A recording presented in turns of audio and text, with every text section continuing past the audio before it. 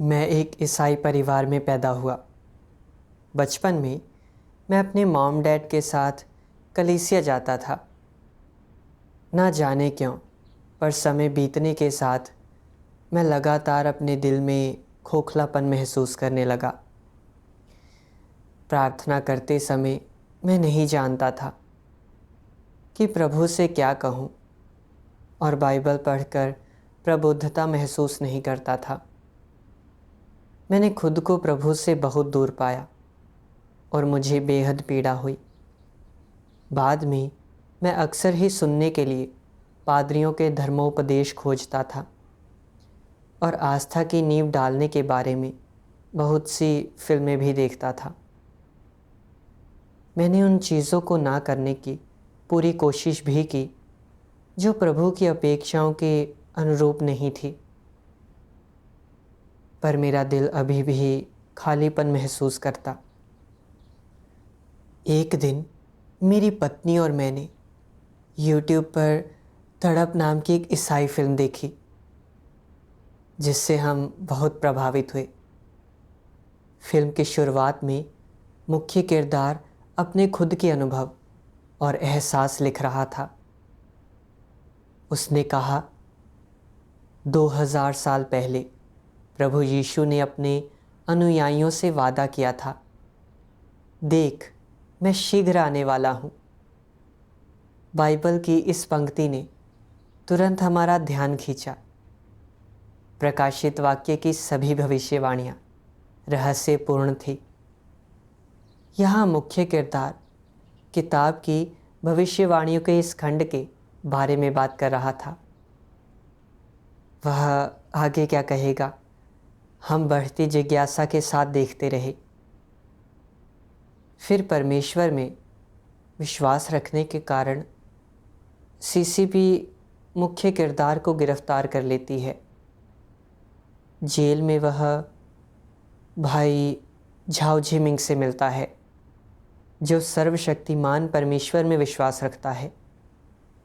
झिमिंग मौका देखकर उसे एक कागज़ का टुकड़ा थमा देता है।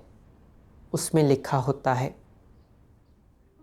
निराश न हो, कमज़ोर न बनो, मैं तुम्हारे लिए चीज़ें स्पष्ट कर दूंगा। राज्य की राह इतनी आसान नहीं है, कुछ भी इतना सरल नहीं है। तुम चाहते हो कि आशीष आसानी से मिल जाए, है ना? आज हर किसी को कठोर परीक्षणों का सामना करना होगा। बिना इन परीक्षणों के मुझे प्यार करने वाला तुम लोगों का दिल और मजबूत नहीं होगा और तुम्हें मुझसे सच्चा प्यार नहीं होगा। यदि ये परीक्षण केवल मामूली परिस्थितियों से युक्त भी हों, तो भी सभी को इनसे गुजरना होगा। अंतर केवल इतना है कि परीक्षणों की कठिनाई हर एक व्यक्ति के लिए अलग अलग होगी। जो लोग मेरी कड़वाहट में हिस्सा बटाते हैं, वे निश्चित रूप से मेरी मिठास में भी हिस्सा बटाएंगे। यह मेरा वादा है और तुम लोगों को मेरा आशीष है। इन अंत के दिनों में तुम लोगों को परमेश्वर की गवाही देनी चाहिए। चाहे तुम्हारे कष्ट कितने भी बड़े क्यों न हों, तुम्हें बिल्कुल अंत तक चलना चाहिए। यहाँ तक कि अपनी अंतिम सांस पर भी तुम्हें परमेश्वर के प्रति निष्ठावान और उसके आयोजनों के प्रति समर्पित होना चाहिए। केवल यही वास्तव में परमेश्वर से प्रेम करना है और केवल यही सशक्त और जोरदार गवाही है। इन दो अंशों को पढ़कर मुख्य किरदार बहुत प्रभावित होता है। उसे बहुत सुकून मिलता है, साथ ही आस्था और शक्ति भी मिलती है। मेरी पत्नी और मैं इन दो अंशों को देखकर हैरान रह गए। ये वचन कैसे इतने अधिकारपूर्ण, शक्तिशाली और दिल को छू जाने वाले थे। यह ऐसा था मानो परमेश्वर खुद हमसे बात कर रहा हो, हमें बता रहा हो कि क्या करना चाहिए। हालांकि मैंने इन वचनों से देखा था कि परमेश्वर में विश्वास रखने के मार्ग पर चलने से कितनी कठिनाइयाँ झेलनी पड़ेंगी, मगर मुझे अपने भीतर गहराई से एक मधुरता का एहसास हुआ। इन वचनों को सुनकर मुझे आस्था और शक्ति मिली। मैंने सोचा, ये वचन आखिर आए कहाँ से? क्या ये परमेश्वर के वचन हो सकते हैं? क्या प्रभु सच में लौट आया है?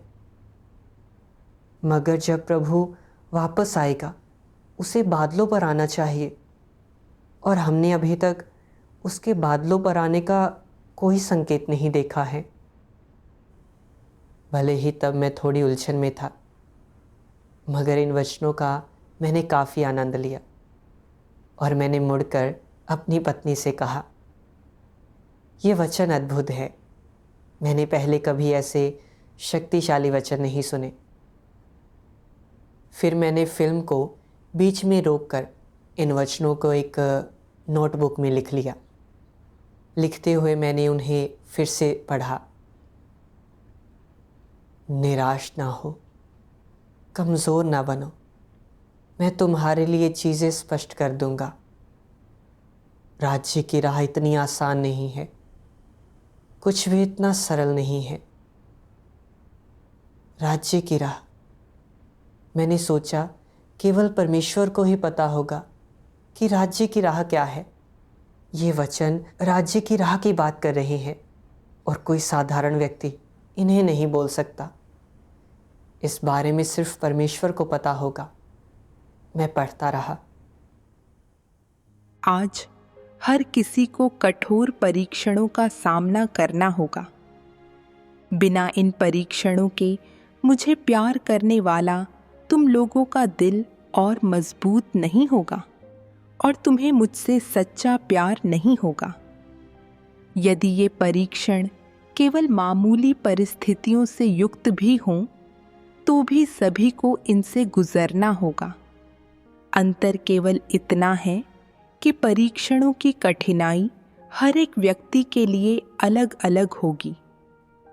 जो लोग मेरी कड़वाहट में हिस्सा बटाते हैं, वे निश्चित रूप से मेरी मिठास में भी हिस्सा बटाएंगे। यह मेरा वादा है और तुम लोगों को मेरा आशीष है। इन वचनों के लहजे से मुझे लगा कि ये किसी ऐसे व्यक्ति ने कहे हैं जो सभी चीज़ों का प्रबंधन करता है, जो पूरी ईमानदारी से सीधे हमें बता रहा है कि आस्था के मार्ग पर चलना इतना आसान नहीं है और हर व्यक्ति को अलग अलग मात्रा में पीड़ा और कठिनाई का अनुभव करना होगा। पर यह हमारे प्रेम और आस्था को पूर्ण बनाने के लिए है। यह हमारे लिए परमेश्वर का प्रेम है। अचानक मुझे रोशनी दिखी। पहले मैं हमेशा यह मानता था कि परमेश्वर में आस्था रखने का मतलब है जीवन में सब कुछ अच्छा और सहजता से चलेगा और यह परमेश्वर का आशीष है।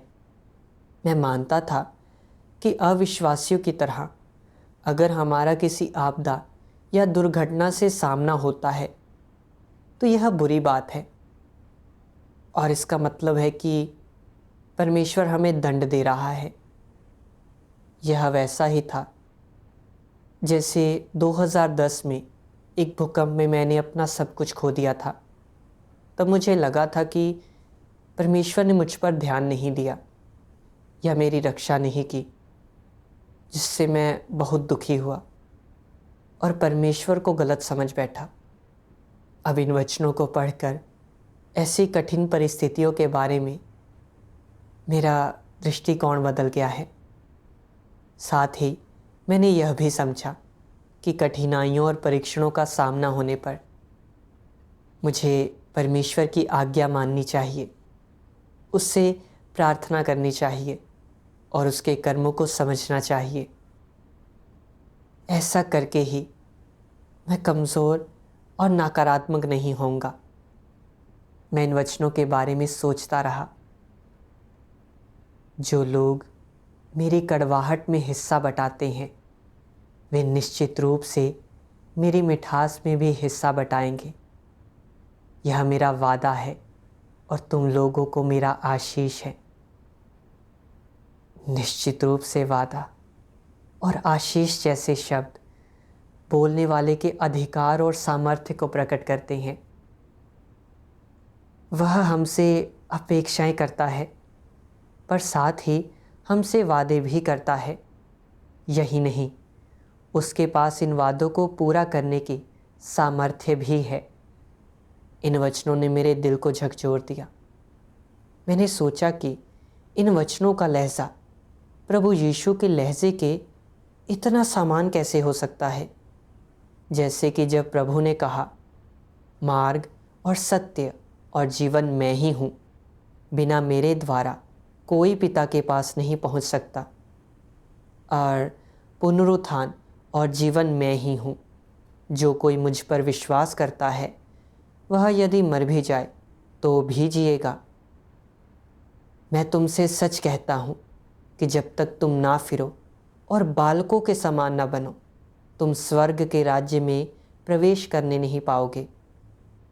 इन सभी वचनों में हमारे लिए परमेश्वर की अपेक्षाएं और वादे निहित हैं, और उनमें परमेश्वर की पहचान और रुतबा दिखता है। उन्हें सुनकर हम परमेश्वर के वचनों के अधिकार और सामर्थ्य को महसूस कर पाते हैं। जब हमने देखा कि इस फिल्म के वचन बिल्कुल ऐसे ही हैं, मेरी पत्नी और मुझे दोनों को लगा कि ये परमेश्वर से आए हैं और मानो वे परमेश्वर की वाणी हो। उस समय मैं उत्साहित था मगर उलझन में भी था। ये वचन बाइबल से तो नहीं आए, तो वे आखिर आए कहाँ से? हम फिल्म को देखते रहे।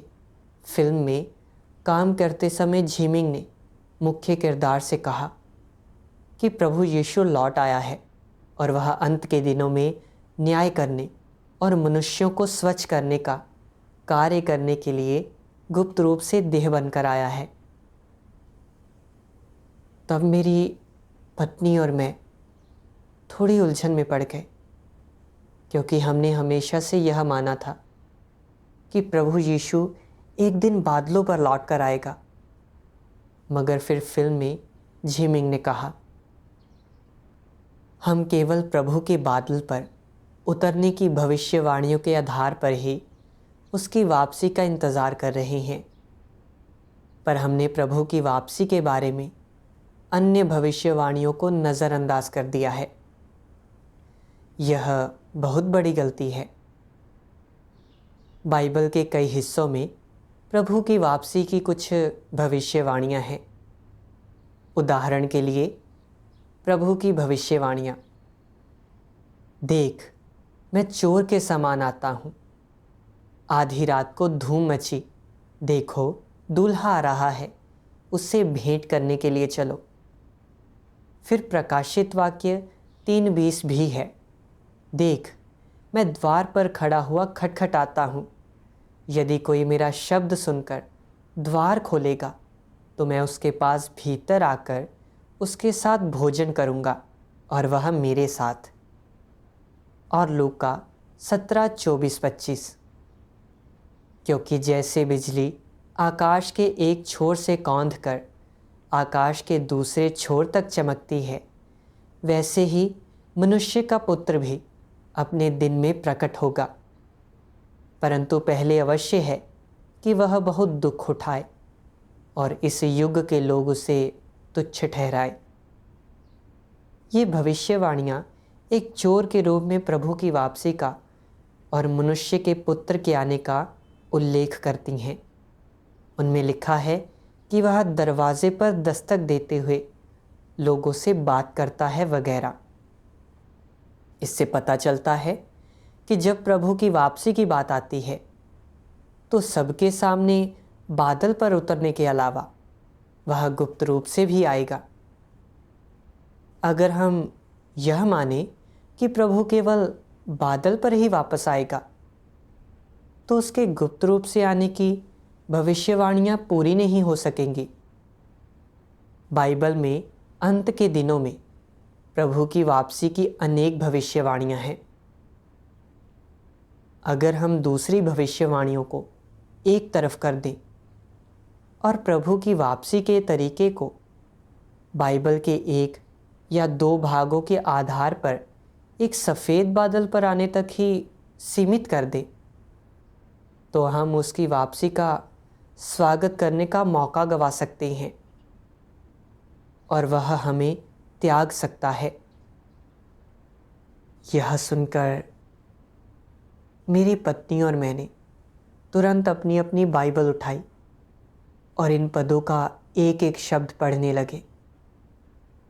ऐसा करते हुए मैंने सोचा, ये पद वाकई गुप्त रूप से प्रभु की वापसी की बात करते हैं, तो शायद प्रभु का बादलों पर आना उसके वापस आने का एकमात्र तरीका नहीं है। इसने सचमुच मेरी आंखें खोल दी। मेरी पत्नी और मैं फिल्म देखते रहे। झीमिंग ने अपनी संगति जारी रखी। उसने कहा, बाइबल में भविष्यवाणी की गई है कि प्रभु चोर के समान आएगा और आधी रात को धूम मची, देखो दूल्हा आ रहा है, उससे भेंट करने के लिए चलो। परंतु पहले अवश्य है कि वह बहुत दुख उठाए और इस युग के लोग उसे तुच्छ ठहराएं। सर्वशक्तिमान परमेश्वर के प्रकटन और काम ने इन भविष्यवाणियों को पूरा किया है। बाहर से वह एक सामान्य व्यक्ति जैसा दिखता है। वह सामान्य मानवता में से बोलता है। कौन कल्पना कर सकता है कि वही प्रभु का प्रकटन है? इससे यह भविष्यवाणी पूरी तरह पूरी होती है कि मैं चोर के समान आता हूँ। जो लोग सुसमाचार का प्रचार करते हैं वे सर्वशक्तिमान परमेश्वर के वचनों की गवाही देते हैं। वे सभी परमेश्वर के प्रकटन की खोज में हैं और वे धैर्यपूर्वक उसके वचनों पर संगति करते हैं। यही प्रभु का दरवाजे पर दस्तक देना है। सर्वशक्तिमान परमेश्वर के प्रकटन और कार्य की शुरुआत से ही सीसीपी ने लगातार बर्बरता से उसका पीछा किया और उसे सताया है।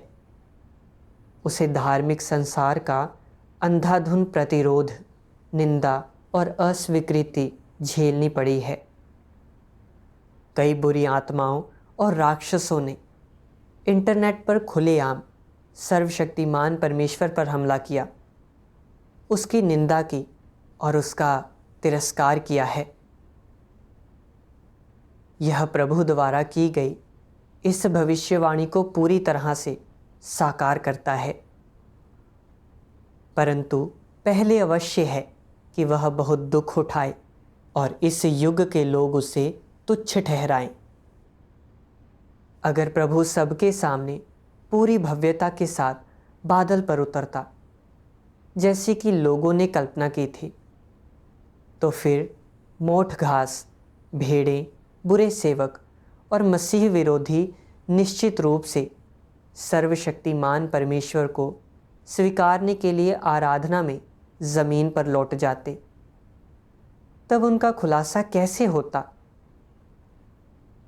सर्वशक्तिमान परमेश्वर ने आकर उन सभी सत्यों को व्यक्त किया है जो मानव जाति को शुद्ध करते और बचाते हैं। वह अंत के दिनों में न्याय का कार्य कर रहा है।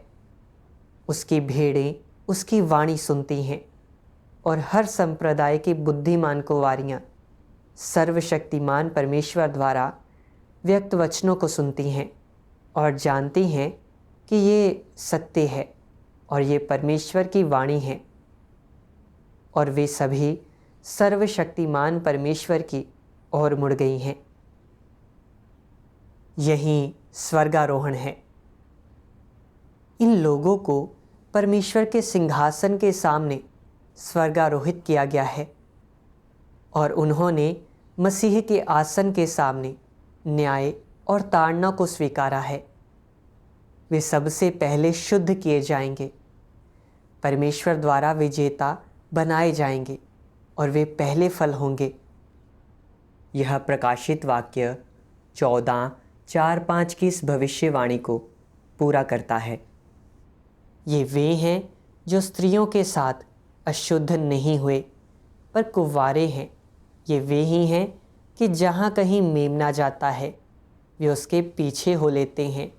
ये तो परमेश्वर के निमित्त पहले फल होने के लिए मनुष्यों में से मोल लिए गए हैं। उनके मुंह से कभी झूठ ना निकला था।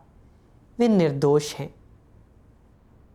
गुप्त रूप से उतरने के बाद जब परमेश्वर विजेताओं का यह समूह तैयार कर लेगा, तब उसका महान कार्य पूरा हो जाएगा।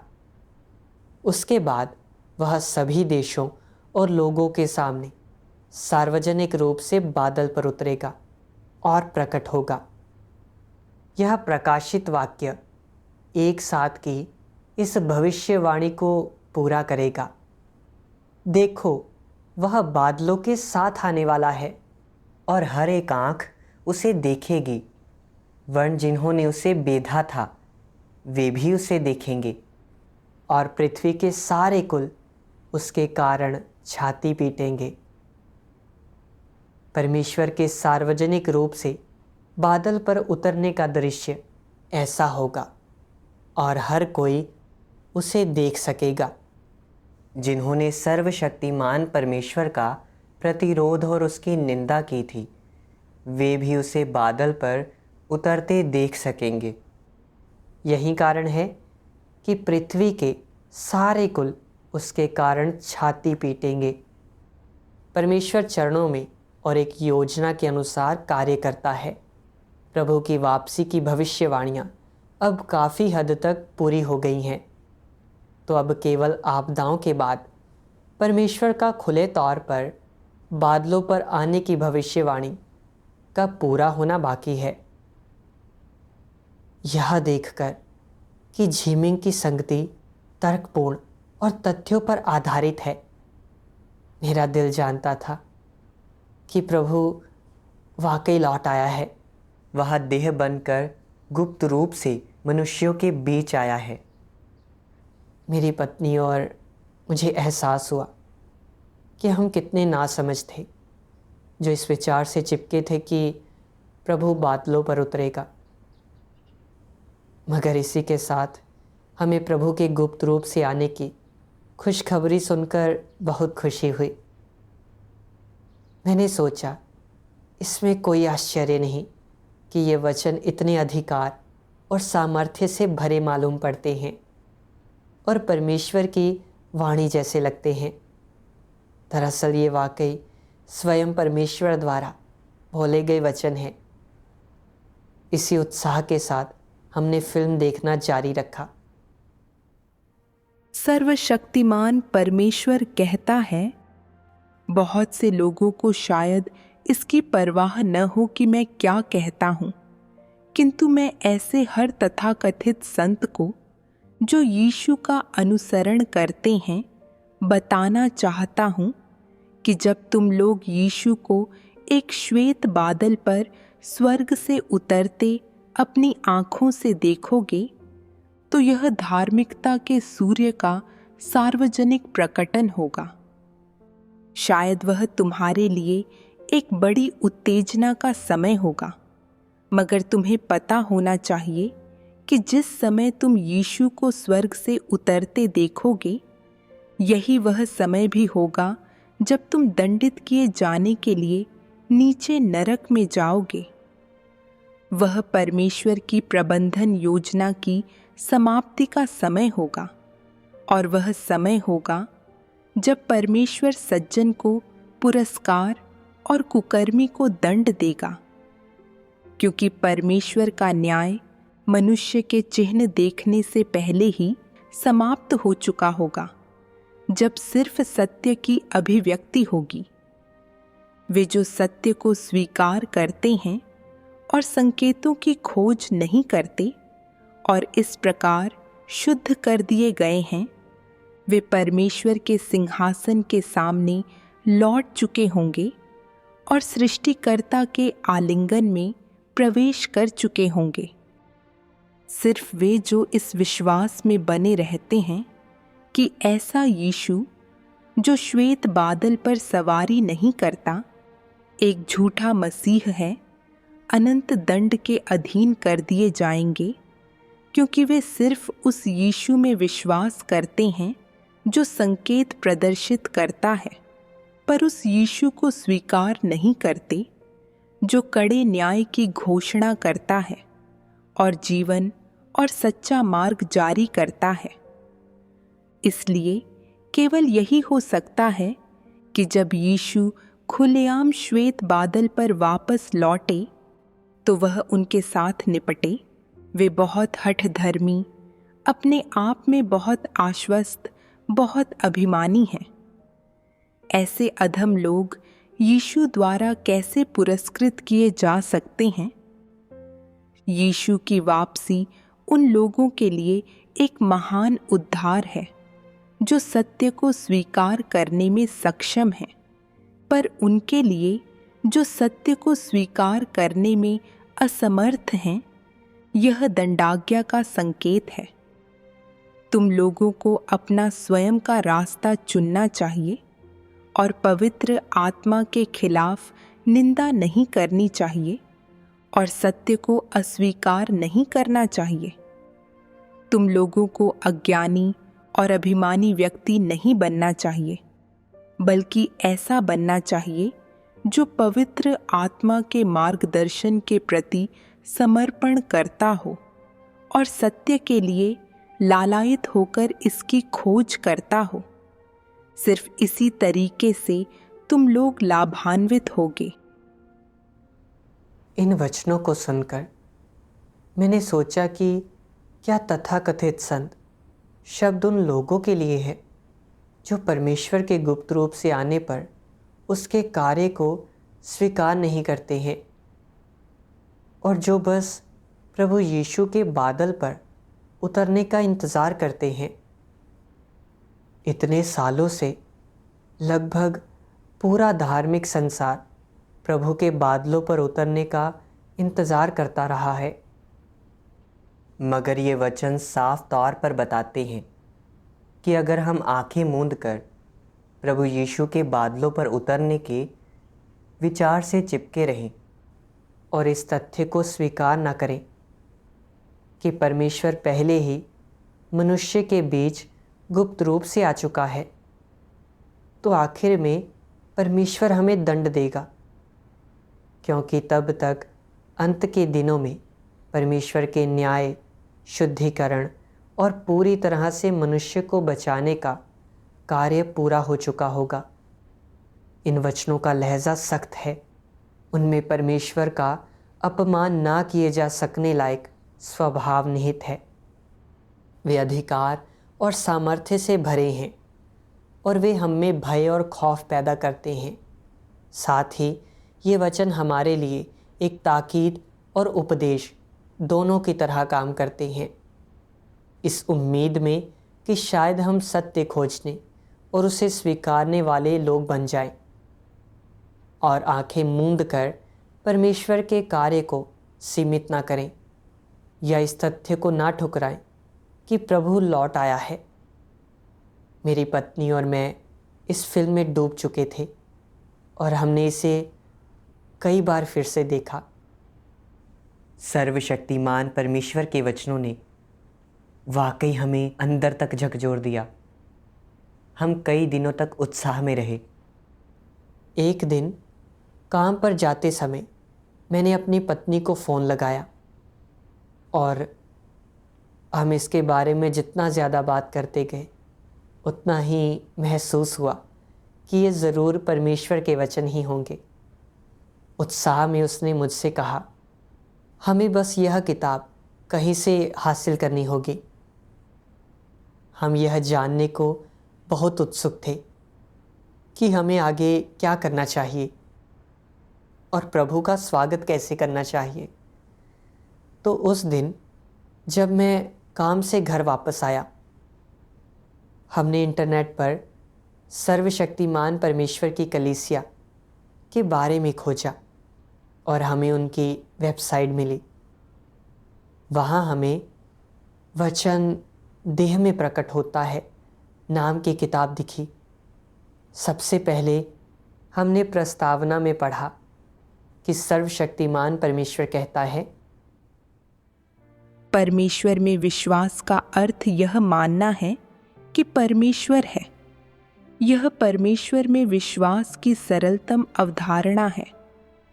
इससे भी बढ़कर यह मानना कि परमेश्वर है, परमेश्वर में सचमुच विश्वास करने जैसा नहीं है, बल्कि यह मजबूत धार्मिक संकेतार्थों के साथ एक प्रकार का सरल विश्वास है।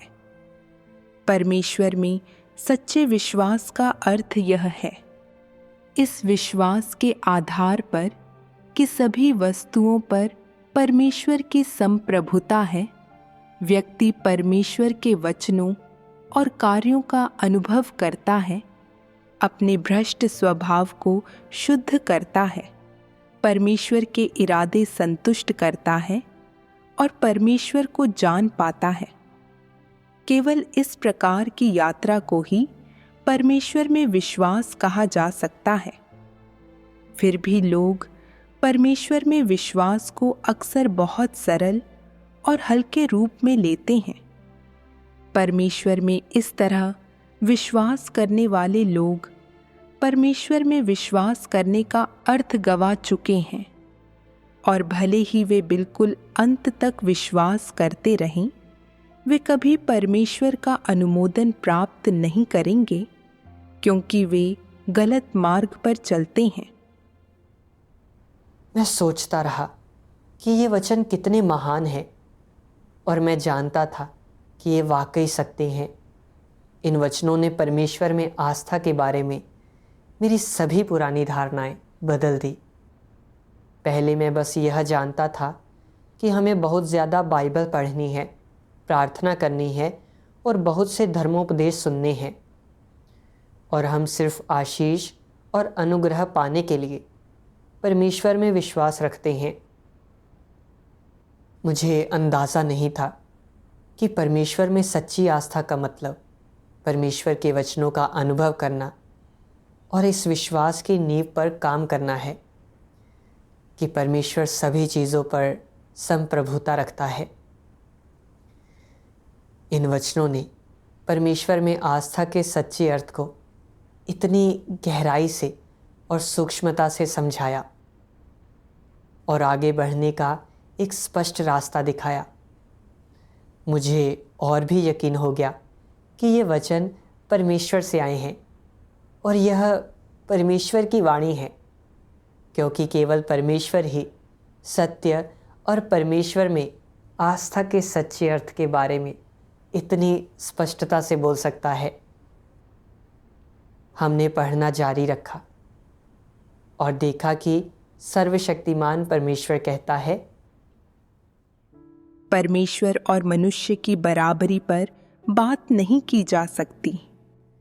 परमेश्वर का सार और कार्य मनुष्य के लिए सर्वाधिक अथाह और समझ से परे है।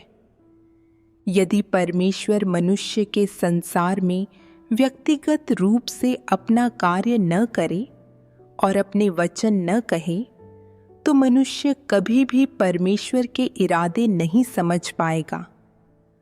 और इसलिए वे लोग भी जिन्होंने अपना संपूर्ण जीवन परमेश्वर को समर्पित कर दिया है, उसका अनुमोदन प्राप्त करने में सक्षम नहीं होंगे। यदि परमेश्वर कार्य करने के लिए तैयार न हो, तो मनुष्य चाहे कितना भी अच्छा क्यों न करे, वह सब व्यर्थ हो जाएगा, क्योंकि परमेश्वर के विचार मनुष्य के विचारों से सदैव ऊंचे रहेंगे और परमेश्वर की बुद्धि मनुष्य की समझ से परे है। और इसीलिए मैं कहता हूँ कि जो लोग परमेश्वर और उसके कार्य को पूरी तरह से समझने का दावा करते हैं, वे अनाड़ियों की जमात हैं। वे सभी अभिमानी और अज्ञानी हैं।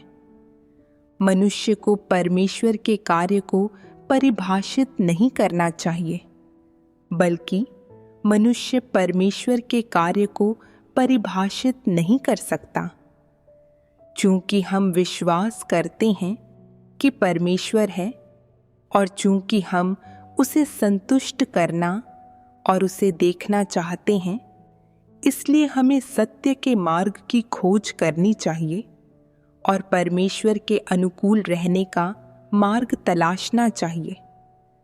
हमें परमेश्वर के कड़े विरोध में खड़े नहीं होना चाहिए। ऐसे कार्यों से क्या भला हो सकता है? इस अंश को पढ़कर हमें एहसास हुआ कि हम सब केवल सृजित प्राणी हैं, हमेशा से महत्वहीन है, जबकि परमेश्वर हमेशा परमेश्वर ही रहेगा। उसके वचनों और कार्य में इतने सारे रहस्य छिपे हैं कि हम उनकी थाह नहीं ले सकते। हमें परमेश्वर के कार्य के प्रति विनम्र और जिज्ञासु रवैया अपनाना चाहिए। हम मनमाने ढंग से निष्कर्षों पर नहीं पहुंच सकते। फिर हमने सर्वशक्तिमान परमेश्वर के और वचन पढ़े जिनमें कहा गया है, हो सकता है तुमने इस पुस्तक को अनुसंधान के प्रयोजन से खोला हो या फिर स्वीकार करने के अभिप्राय से। तुम्हारा दृष्टिकोण जो भी हो, मुझे आशा है कि तुम इसे अंत तक पढ़ोगे और इसे आसानी से अलग उठाकर नहीं रख दोगे। इसे पढ़कर मुझे एहसास हुआ कि ये वचन कितने हृदयस्पर्शी हैं, मानो परमेश्वर सीधे तौर पर हमसे बात कर रहा हो। उसके वचनों और कार्यों को खोजने में हमारी अगुवाई कर रहा हो। मैंने इस किताब को पढ़ते रहने और सर्वशक्तिमान परमेश्वर के कलीसिया से संपर्क करने का फैसला किया। हमने सर्वशक्तिमान परमेश्वर की कलीसिया की वेबसाइट पर चैट के ज़रिए उन्हें एक संदेश भेजा और कलीसिया के भाई बहनों ने फ़ौरन हमसे संपर्क किया। उसके बाद हम अक्सर भाई बहनों के साथ ऑनलाइन सर्वशक्तिमान परमेश्वर के वचन पढ़ने लगे, जहां हम सब ने अपने अपने अनुभव और समझ को साझा किया। जैसे जैसे मैंने सर्वशक्तिमान परमेश्वर के और वचनों को पढ़ा, मुझे कई सत्य जानने को मिले, जैसे कि परमेश्वर अंत के दिनों में न्याय का कार्य कैसे करता है, बचाए जाने और पूर्ण उद्धार पाने में क्या अंतर है, स्वर्गारोहित होने का क्या अर्थ है, किस तरह का व्यक्ति स्वर्ग के राज्य में प्रवेश कर सकता है और देह धारण का रहस्य क्या है। सर्वशक्तिमान परमेश्वर का वचन कहता है, जब यीशु मनुष्य के संसार में आया तो उसने अनुग्रह के युग में प्रवेश कराया और व्यवस्था का युग समाप्त किया। अंत के दिनों के दौरान परमेश्वर एक बार फिर देहधारी बन गया और इस देह धारण के साथ उसने अनुग्रह का युग समाप्त किया और राज्य के युग में प्रवेश कराया। उन सबको जो परमेश्वर के दूसरे देह धारण को स्वीकार करने में सक्षम हैं, राज्य के युग में ले जाया जाएगा और इससे भी बढ़कर वे व्यक्तिगत रूप से परमेश्वर का मार्गदर्शन स्वीकार करने में सक्षम होंगे। यद्यपि यीशु मनुष्यों के बीच आया और अधिकतर कार्य किया, फिर भी उसने केवल समस्त मानव जाति के छुटकारे का कार्य ही पूरा किया और मनुष्य की पाप बलि के रूप में सेवा की। उसने मनुष्य को उसके समस्त भ्रष्ट स्वभाव से छुटकारा नहीं दिलाया। मनुष्य को शैतान के प्रभाव से पूरी तरह से बचाने के लिए यीशु को न केवल पाप बलि बनने और मनुष्य के पाप वहन करने की आवश्यकता थी, बल्कि मनुष्य को उसके शैतान द्वारा भ्रष्ट किए गए स्वभाव से मुक्त करने के लिए परमेश्वर को और भी बड़ा कार्य करने की आवश्यकता थी। और इसलिए मनुष्य को उसके पापों के लिए क्षमा कर दिए जाने के बाद परमेश्वर मनुष्य को नए युग में ले जाने के लिए देह में वापस आ गया और उसने ताड़ना एवं न्याय का कार्य आरंभ कर दिया। यह कार्य मनुष्य को एक उच्चतर क्षेत्र में ले गया है। वे सब जो परमेश्वर के प्रभुत्व के अधीन समर्पण करेंगे, उच्चतर सत्य का आनंद लेंगे और अधिक बड़े आशीष प्राप्त करेंगे। वे वास्तव में ज्योति में निवास करेंगे और सत्य, मार्ग और जीवन प्राप्त करेंगे। यहोवा के कार्य से लेकर यीशु के कार्य तक और यीशु के कार्य से लेकर इस वर्तमान चरण तक, ये 3 चरण परमेश्वर के प्रबंधन के पूर्ण विस्तार को एक सतत सूत्र में पिरोते हैं और वे सब एक ही पवित्र आत्मा का कार्य हैं। दुनिया के सृजन से परमेश्वर हमेशा मानव जाति का प्रबंधन करता आ रहा है। वही आरंभ और अंत है, वही प्रथम और अंतिम है, और वही एक है जो युग का आरंभ करता है और वही एक है जो युग का अंत करता है। विभिन्न युगों और विभिन्न स्थानों में कार्य के 3 चरण अचूक रूप में एक ही पवित्र आत्मा का कार्य हैं। इन 3 चरणों को पृथक करने वाले सभी लोग परमेश्वर के विरोध में खड़े हैं।